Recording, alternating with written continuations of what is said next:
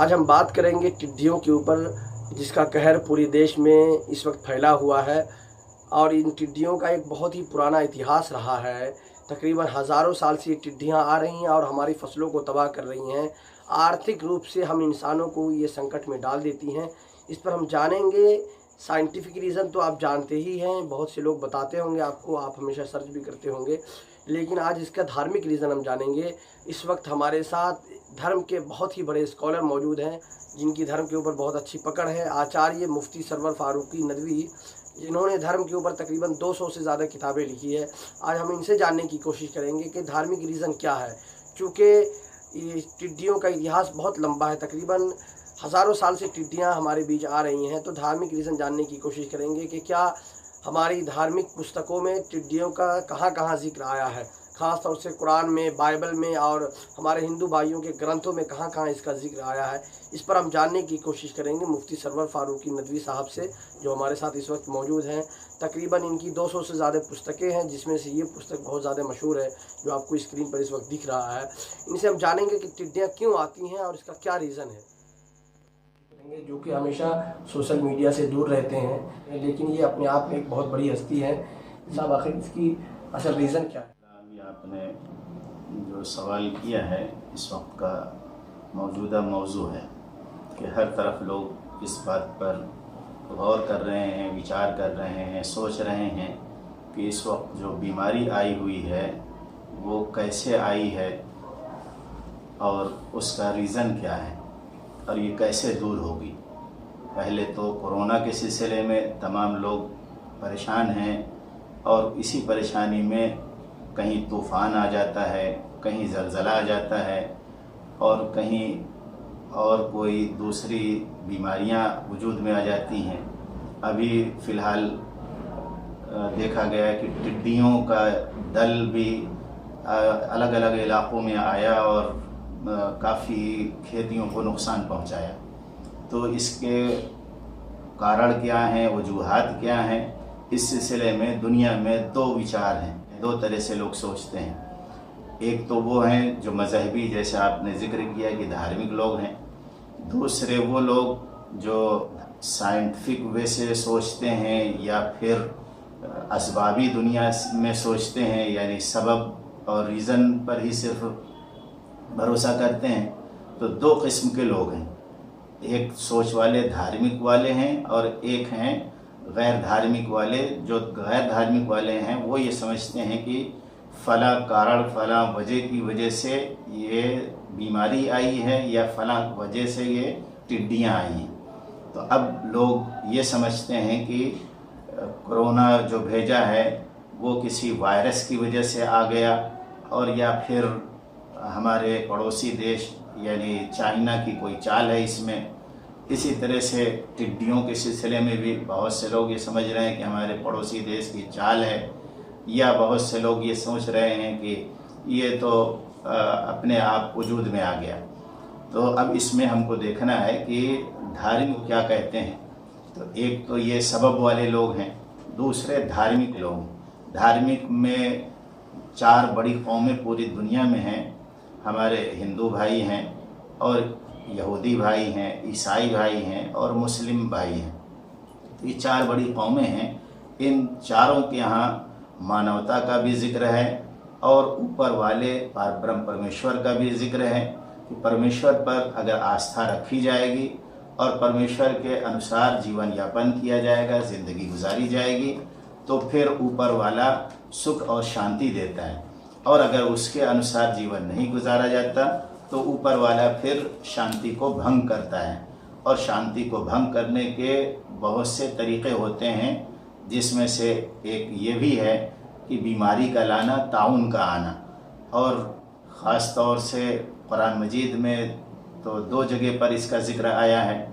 दूसरे नंबर पर इसका ज़िक्र आया है जहाँ पर 5 किस्म के अज़ाबात का ज़िक्र है, वहाँ पर टिड्डियों का ज़िक्र किया गया है। सूरह आराफ की 133 नंबर आयत में कि फ़अरसलना अलैहिमुत तूफ़ान वल जराद वल कुम्मल वल तफ़ादिअ वद्दम आयाति मुफ़स्सलात। तो दूसरे नंबर पर गोया टिड्डी का ज़िक्र है और पहले नंबर पर तूफ़ान का ज़िक्र है। तो इसी तरह से दूसरी और भी ग्रंथों में इसका जिक्र है। जैसे कि हमारे ईसाई भाइयों के यहाँ बाइबल में 10 किस्म के अज़ाबात का जिक्र किया गया है, जिसमें से 8वें नंबर पर टिड्डी का जिक्र किया गया है कि अगर तुम बात को नहीं मानोगे और फिर जाओगे तो फिर मैं तुम्हारे ऊपर तबाही लाऊंगा टिड्डियों के ज़रिए से। The book of Exodus chapter 10 verses 4 से 6 तक में इसका जिक्र किया गया। तो इस तरह से हमारे हिंदू भाइयों के यहाँ भी है कि अगर ऊपर वाले की बात को नहीं माना जाता है तो ऊपर वाला फिर आपदा भेजता है। तो एक बात तो ये क्लियर होती है कि असबाब या जितने भी ज़रिए और कारण हैं वो ऊपर वाले के हुक्म और आर्डर के बग़ैर नहीं होते। तो धार्मिक मानते हैं कि ऊपर वाले के हुक्म से, ऊपर वाले के आर्डर से फिर ये बीमारियां हो या टिड्डी हो या कोई ऐसी चीज़ हो जिससे खेतियों को, बागात को और फाइनेंशियली एतबार से कमज़ोर बनाने की जो भी शक्लें होती हैं वो ऊपर वाले की तरफ से होती हैं। तो इससे ये मालूम हुआ कि धार्मिक जो सोच है वो ये है कि ऊपर वाले को जब प्रसन्न किया जाएगा, खुश किया जाएगा तो ये आपदा फिर दूर होगी। सुना है कि मोहम्मद साहब का फरमान है, हदीस है कि दुनिया में कुफ्र बर्दाश्त किया जा सकता है लेकिन जुल्म बर्दाश्त नहीं किया जाता है। क्या ये रीज़न भी है कि दुनिया में आजकल हर तरफ जुल्म किया जा रहा है, पूरी दुनिया के अंदर अत्याचार हो रहा है, तो ये रीज़न भी हो सकता है क्या टिड्डियों के आने का? कोरोना हो या टिड्डी हो या तूफ़ान हो या ज़लज़ला हो, इन सब के आने के कारण मेन 3 होते हैं जिसका जिक्र कुरान मजीद में किया गया है और दूसरे धार्मिक पुस्तकों में भी किया गया है। तो 3 कारण होते हैं। नंबर 1 कारण ये होता है कुफ्र और शिर्क और अहकामात इलाहिया पर अमल न करने की वजह से, यानी ऊपर वाले की बात को न मानने की वजह से और ऊपर वाले के आदेश के अनुसार जीवन यापन न करने की वजह से। नंबर 1 कारण। नंबर 2 कारण होता है जुल्म, जो अभी आपने जिक्र किया, जुल्म, अत्याचार, वो चाहे किसी पर हो, चाहे इज्तिमाई तौर पर कोई कौम किसी कौम पर करे या फिर कोई इंसान किसी इंसान पर करे या कोई इंसान किसी जानवर पर करे या कोई हुकूमत किसी रियाया पर करे या रियाया हुकूमत पर करे। कोई भी आदमी अगर जुल्म करता है तो दूसरा कारण ये बनता है। तीसरा कारण बेहयाई है, यानी हया जब ख़त्म हो जाती है, बेशर्मी जब ख़त्म हो जाती है तो फिर इस तरह की वबाएँ आती हैं। तो ये 3 कारण होते हैं। नंबर 1 कुफ्र और शिर्क, यानी ऊपर वाले के साथ में किसी और को ऊपर वाले के बराबर समझना। नंबर 2 कारण, दूसरी वजह यह होती है जुल्म करना। तीसरी वजह होती है कि बेहयाई करना। इस वक्त पूरी दुनिया में ये तीनों कारण मौजूद हैं जिसकी वजह से ऊपर वाला नाराज़ हो जाता है और नाराज़गी की वजह से फिर वो लॉकडाउन जैसी स्थिति पैदा कर देता है जिससे माशियात, यानी जिससे ये कि फाइनेंशियली एतबार से कौमें कमज़ोर हो जाती हैं। और ऐसा इतिहास में, तारीख़ में मौजूद है। इससे पहले बहुत सी कौमें मौजूद थीं तो उन पर अल्लाह ताला ने सबसे पहले तो माशी एतबार से कमज़ोर किया, यानी फाइनेंशियली एतबार से कमज़ोर किया और फिर उन पर बीमारियां भेजा। तो एक ये अहम वजह यह है कि इन 3 जो ये वजूहात हैं, इन वजूहात को कौमें जब छोड़ेंगी तो फिर शांति और फिर अमन और सुकून की हालत में हम फिर आ सकते हैं। आपकी नज़र में इससे बचने का क्या उपाय है?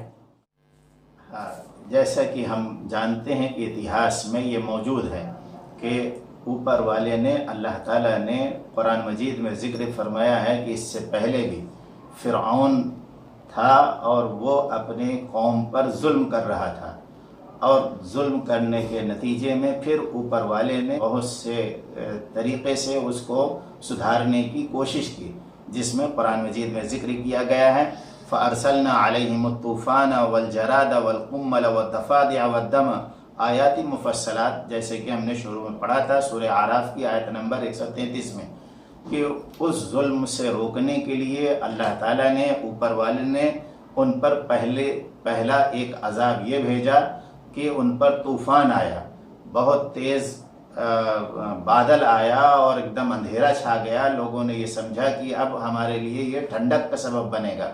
गर्मी तेज़ हुई और थोड़ी देर के बाद मालूम हुआ कि बारिश खूब तेज़ शुरू हो गई और तूफ़ान आना शुरू हो गया। लोग परेशान हो गए, यहाँ तक कि पानी उनके गले तक आने लगा और उनके जिस्मों तक पहुँचने लगा, उनके मुंह तक पहुँचने लगा और उसी हाल में कई दिन गुजर गए। तो जिसकी वजह से सब पूरी कौम परेशान हुई और उसने दुआ की करवाई मूसा अलैहिस्सलाम से, तो इस तूफ़ान को अल्लाह ताला ने दूर फरमाया। उसके बाद फिर दूसरी बात हुई कि उन्होंने जब बात को नहीं माना तो फिर थोड़े दिनों के बाद अल्लाह ताला ने दूसरा अजाब भेजा। ये दूसरा अजाब जराद का यानी इसी टिड्डी का भेजा। तो टिड्डी का जब अजाब आया तो उनके घरों में टिड्डियाँ घुसने लगीं, उनके दरवाज़ों में चिपकने लगीं, दरवाजे उनके ख़राब होने लगे और उनके बिस्तरों पर चिपकने लगीं, उनके जिस्मों में चिपकने लगीं और पूरे खेतियाँ को नष्ट करने लगीं, ख़राब करने लगीं। तो दूसरा अजाब दूसरे तरीक़े का अल्लाह ताला ने उन पर जराद का भेजा। और फिर तीसरा अजाब उन पर कुम्मल का भेजा। कुम्मल कहते हैं कि ऐसा छोटा कीड़ा जैसे दीमक जैसा था या जुआ जैसा था, खटमल जिसको कहते हैं। हाँ, खटमल भी कह सकते हैं, छोटा कीड़ा। तो उसमें इस तरह के कीड़े आने शुरू हुए कि वो उनके खानों में गिर जाते, उनके जो प्लेट निकालते उसमें आ जाते, उनके सरों में, उनके जिस्मों में और उनके शरीर पर इस तरह के दाग बन जाते। जहाँ जहाँ वो काटते पूरा जिस्म उनका सूज जाता और जिस्म में उनके दाग बन जाता। तो इस तरह से अल्लाह ताला ने तीसरा अजाब उन पर जो भेजा वो कुम्मल का भेजा, यानी छोटे छोटे कीड़ों का भेजा। उसके बाद उन्होंने कहा कि ठीक है, हम सुधर जाएंगे और दुआ करो मूसा अलैहिस्सलाम। और मूसा अलैहिस्सलाम ने दुआ किया तो वो ख़त्म हो गया। उसके बाद फिर अल्लाह ताला ने चौथा अजाब मेढक का भेजा, यानी उनके घरों में मेढक, बाहर दरवाजे निकलते हैं उसमें मेढक, खाने के लिए बैठे उसमें मेढक, सोने के लिए जा रहे हैं उसमें मेढक, लेट जाते हैं उसमें मेढक। अब न लेट पाते हैं, न सो पाते हैं, न खाना खा पाते हैं, परेशान हो जाते हैं। तो चौथे किस्म का अजाब अल्लाह ताला ने उन पर भेजा था मेढक का। और फिर अल्लाह ताला ने पांचवा अजाब भेजा उन पर खून का, कि वो पानी जैसे गिलास में लेते तो खून बन जाता और बनी इसराइल के लोग पानी पीते तो वो सही रहता, यानी पानी रहता। तो जिस कुएं से पानी भरते थे तो ये सोचते थे कि उस कुएं से हम भी पानी भरें और बनी इसराइल के डोल को लेकर के भरें। तो बनी इसराइल के डोल को लेते, जैसे अपने डोल में पानी डालते वो खून बन जाता। तो इस तरह से परेशान जब हो गए तो फिर उन्होंने दुआ की, लेकिन इस पर भी जब नहीं माने तो फिर अल्लाह ताला ने पूरी कौम को गर्क कर दिया, डुबो दिया, ख़त्म कर दिया। तो इससे ये मालूम हुआ कि ये अल्लाह ताला की तरफ से जो अज़ाबात आते हैं, पहले एक भेजा, फिर दूसरा भेजा जाता है, फिर तीसरा भेजा जाता है, फिर चौथा भेजा जाता है, यहाँ तक कि एक मौका आता है कि पूरी कौमें हलाक कर दी जाती हैं, बर्बाद कर दी जाती हैं। तो इसलिए हमको चाहिए कि हम इससे अपने आप को बचाएं और इससे हम तौबा करें। तो जो हमने शुरू में आपको बताया था कि दो नज़रियात होते हैं, तो दो नज़रियात में से एक नज़रिया तो ये है कि सबब के ज़रिए से आया है, वायरस के ज़रिए से आया, ठीक है, वायरस के ज़रिए से आया, लेकिन वायरस किसके हुक्म से आया है, किसके आदेश से आया है? वायरस जो आया है वो ऊपर वाले के आदेश से आया है। इसलिए ऊपर वाले को खुश करना ज़रूरी है और ऊपर वाला जब खुश होगा तब ये वायरस भी दूर होगा, वायरस भी उसी के कंट्रोल में है। तो इसको हमको समझना चाहिए कि ये जो वायरस आया है ये ऊपर वाले की तरफ से आया है। अभी आपने जो सवाल किया कि इसके तदाबीर क्या है, कैसे बचा जा सकता है, तो बचने के लिए जो अभी हमने बताया था कि कुरान मजीद में ये जिक्र किया गया है, अगर बस्ती वाले ईमान ले आएँ तो हम बरकतों के दहाने खोल देंगे। तो नंबर एक ये है कि ऊपर वाले पर आस्था रखें, ऊपर वाले को अगर मान लेंगे तो फिर ऊपर वाला बरकतों के दहाने खोल देगा और इस अजाब को दूर कर देगा। नंबर एक। और नंबर दो बताया कि अगर ये लोग ईमान नहीं लाएंगे, वइज़ा अरदना अन नुहलिका क़रियतन अमरना मुत्रफ़ीहा फ़फ़सक़ू फ़ीहा फ़हक़्क़ अलैहा अल-क़ौल फ़दम्मरनाहा तदमीरा। बनी इसराइल की 16 नंबर की आयत में जब हमारा इरादा होता है, वइज़ा अरदना अन नुहलिका, जब हमारा इरादा होता है किसी बस्ती के हलाक करने का, तो फिर हम वहाँ के लोगों को फासिक बनने पर छोड़ देते हैं, यानी फिर वो फासिक और फिस्क और फुजूर में मुब्तला हो जाते हैं, यानी वो उर्यानियत में मुब्तला हो जाते हैं और नंगे पने पर आ जाते हैं। तो ये जो वजूहात हैं, यानी जो तीनों वजूहात हैं, ये तीनों वजूहात का जिक्र कुरान मजीद में भी किया गया है, दूसरी पुस्तकों में भी किया गया है कि अगर इससे आदमी बाज नहीं आता है तो फिर ये चीज़ें आती हैं, तो इससे बाज आना ज़रूरी है। नंबर 1 कुफ्र शिर्क से आदमी बाज आया जाए, दूसरे जुल्म से बाज आ जाए, यानी किसी पर अत्याचार न करे, न भाई भाई पर करे, न बीवी शौहर पर करे, न शौहर बीवी पर करे, और न हुकूमत आवाम पर करे, न आवाम हुकूमत पर करे, यानी मानवता के अनुसार जीवन यापन करे, ज़िंदगी गुजारे। तो इसके लिए आदमी तय करे, पहले बात तो ऊपर वाले के अलावा किसी अन्य पर हम आस्था नहीं रखेंगे, ये ऊपर वाले के आदेश से हुआ है, इसलिए ऊपर वाले पर हमको आस्था रखनी चाहिए और उसी से दुआ प्रार्थना करनी चाहिए। दूसरे नंबर पर यह है कि हमको जो जुल्म है उससे बाज आ जाना चाहिए। अगर हमने किसी के साथ अत्याचार किया है तो उस अत्याचार से हमको तौबा करना चाहिए और बाज आना चाहिए, और चाहे वो घर में हो और चाहे वो बाहर हो और चाहे छोटा हो और चाहे बड़ा हो, हर एक को इस पर नज़र करनी चाहिए।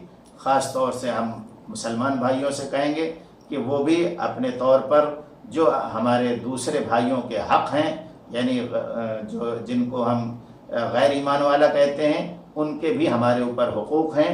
उनके जो हुकूक़ हैं ख़ास तौर से उनको आखरत के बारे में बताना कि मरने के बाद कभी जीवन है और वहाँ हिसाब किताब देना होगा, कि जो भी जुल्म किसी के साथ करेगा, चाहे परब्रह्म परमेश्वर पर आस्था की बात हो और या फिर इंसानों के साथ हो या जानवरों के साथ में हो और या किसी और के साथ में हो, अगर किसी के साथ भी जुल्म किया जाएगा तो उसको हमको जवाब देना होगा। तो ये हमारे मुसलमान भाइयों की जिम्मेदारी है कि उन तक इस बात को पहुँचाएँ। तीसरे नंबर पर उर्यानियत यानी नंगापना। इस वक्त मोबाइल पर जो उर्यानियत की चीज़ें हैं जिससे कि छोटे बच्चे ख़ास तौर से तबाह व बर्बाद हो रहे हैं, उस पर हमको गौर करना चाहिए और उससे एहतियात करनी चाहिए। तो ये तीनों सबब हैं इसको दूर करने के। ख़ास तौर से जो ये 3 सबब धार्मिक एतबार से बताए गए हैं, इन तीनों से तौबा की जाए।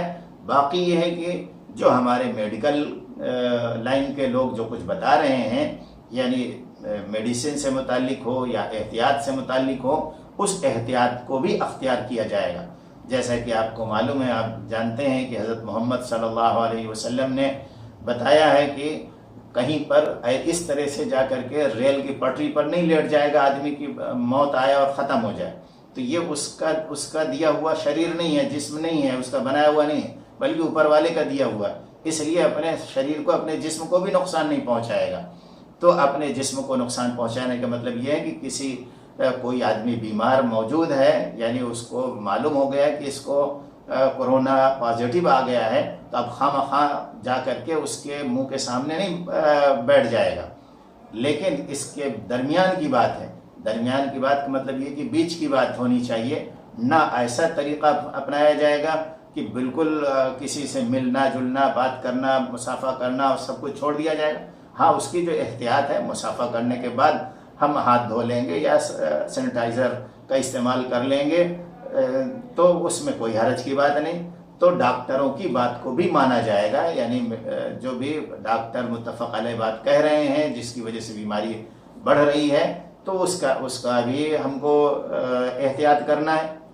इसलिए कि हज़रत मोहम्मद सल्लल्लाहु अलैहि वसल्लम ने जो बताया है, आप लोग सुनते रहते हैं कि हज़रत मोहम्मद सल्लल्लाहु अलैहि वसल्लम ने इस लॉकडाउन के बारे में भी बताया है, और हज़रत मोहम्मद सल्लल्लाहु अलैहि वसल्लम ने इस ताउन की बीमारियों के बारे में बताया है कि ताउन की बीमारी जहाँ पर हो तो वहाँ के लोग दूसरी जगह पर ना जाएं, और जहाँ मौजूद हो वहाँ के लोग बाहर ना जाएं। तो इस लॉकडाउन के बारे में पहले ही हज़रत मोहम्मद सल्लल्लाहु अलैहि वसल्लम ने बता दिया था, जो बुखारी की 5728 नंबर की हदीस है। इसमें अल्लाह ताला ने और रसूलुल्लाह सल्लल्लाहु अलैहि वसल्लम ने बताया कि जहाँ पर ताउन फैल जाए वहाँ पर न जाओ, और जहाँ पर फैला हुआ हो वो लोग बाहर न जाएं। तो लॉकडाउन की सूरत भी आप सल्लल्लाहु अलैहि वसल्लम ने बता दी है। इसी तरह से आपने मुस्नद अहमद की एक हदीस है जो 7766 नंबर की हदीस है, उसमें कहा गया कि वहाँ से न भागो जहाँ पर ताउन फैला हो। इसी तरह से आप सल्लल्लाहु अलैहि वसल्लम ने फरमाया कि अगर ताउन में एहतियात के साथ में और तौबा के साथ में अगर मौत आती है तो फिर शहादत की मौत होगी। तो ये भी आपने फरमाया कि वो शहीद कहलाएगा। ये बुखारी की 283 नंबर की हदीस है जिसमें कहा गया कि अगर वहाँ पर रहते हुए उसकी मौत आ जाती है तो वो शहीद मरेगा। और दूसरी बात ये भी हज़रत मोहम्मद सल्लल्लाहु अलैहि वसल्लम ने फरमाया है कि हर मर्ज़ की दवा है, हर मर्ज़ की दवा है, तो इसकी वैक्सीन आइंदा आएगी, ये भी तयशुदा है। लेकिन अगर ऊपर वाला खुश नहीं हुआ तो इसके बाद दूसरा मर्ज़ भेज देगा। जैसा हमने बताया कि आप सल्लल्लाहु अलैहि वसल्लम के पास एक मरतबा कुछ लोग आए बैत करने के लिए, तो यमामा के कुछ लोग, तो आप सल्लल्लाहु अलैहि वसल्लम ने फरमाया कि उसमें बताया गया कि एक शख्स है उसको जुज़ाम की बीमारी, तो आपने फरमाया कि उसको वहीं रहने दो, यहीं से मैं बैत कर लेता हूँ। तो आप सल्लल्लाहु अलैहि वसल्लम ने उससे गोया मुसाफा नहीं किया और यहीं से बैत कर लिया दूर से। तो एक शक्ल ये भी है और एक शक्ल ये भी है कि आप सल्लल्लाहु अलैहि वसल्लम से लोगों ने पूछा कि खारिश वाला ऊँट, खारिश वाले के ऊँट के पास अगर ले जाया जाता है तो उसको भी खारिश हो जाती है। तो उस पर आप सल्लल्लाहु अलैहि वसल्लम ने फरमाया कि पहले वाले को खारिश किसके हुक्म से हुई थी? तो जिसके हुक्म से पहले वाले को हुई थी उसके हुक्म से बाद वालों को भी हुई है। अलबत्ता एहतियाती तदाबीर की जाएंगी। तो इसलिए दोनों के बीच का मामला है कि जो कुछ भी डॉक्टर लोग बता रहे हैं और हुकूमत जो बताती है वो उन्हीं के बेस पर बताती है, यानी जो डॉक्टर उनको गाइड करते हैं उसके एतबार से हुकूमतें गाइड करती हैं ताकि इंसान महफूज रहे। तो चाहिए यानी डॉक्टरों की बातों को मानना चाहिए और उसके मुताबिक अमल करना चाहिए। और फिर हमारे यहाँ ख़ास तौर से मुसलमान भाइयों से कहा जाएगा कि आप सल्लल्लाहु अलैहि वसल्लम ने दुआ का एहतिमाम किया है, इसलिए सुबह शाम दुआओं का भी एहतिमाम किया जाए। और बाकी इंशाअल्लाह अल्लाह ताला ने चाहा तो ये जो कुछ भी बीमारी आई है ये कोई ना कोई खैर लेकर के आई होगी, इसके नतीजे में इंशाअल्लाह कोई खैर होगा। अल्लाह से दुआ करना चाहिए अल्लाह ताला हम सबको इस बीमारी से भी महफूज फरमाए और इन सब चीज़ों से तौबा की तौफीक नसीब फरमाए। तो यानी इसके दूर करने का सबब एक तो ये है कि तौबा है कि तौबा की जाए और दूसरे दुआ का एहतिमाम किया जाए। अल्लाह ताला से दुआ है कि अल्लाह ताला इस बैठक को हमारे कबूल फरमाए और इंसानियत की हिदायत का ज़रिया बनाए। तो